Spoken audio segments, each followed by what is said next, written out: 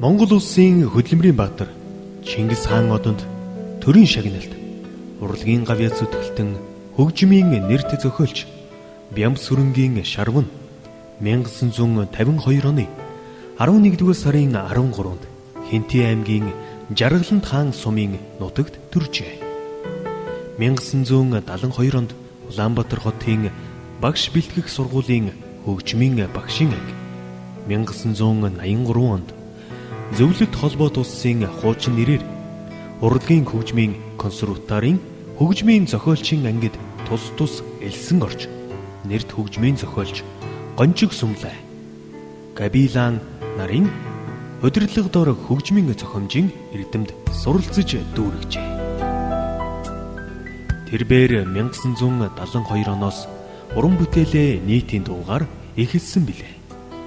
Түүний гол бүтээлүүдэд Чингис хаан дуур 1, 2, 3 дугаар симфони, Ононд хатаагдсан элд, Алтан ураг, Зуурдын ор, Сэрүүн намар зэрэг үндэсний болон модерн балетууд, үндэсний хөгжим зориулсан нийт 5 концерт, флейт найрал хөгжмийн төгөлдөр хуур найрал хөгжмийн концерт, Замбуу твийн наран магтдуу, Сэрсэн тал, Тэнгэрийн орон удирдгал, Үлэмжийн ертөнц, Хэрлэнгийн домог,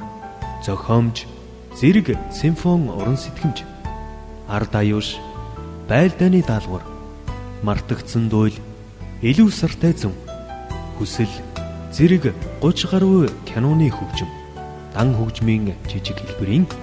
70 гаруй бүтээлүүд төгөлдөр хуурын болон мэрэгжлийн дуулаачдад зориулсан, ардын дууны найруулгууд, 22 романс, Монголын тал нутаг, аав ээж хоёр, Цэнхэрийн голоор нутаг минь, хайрхан уулын бараа, очоод золгондоо,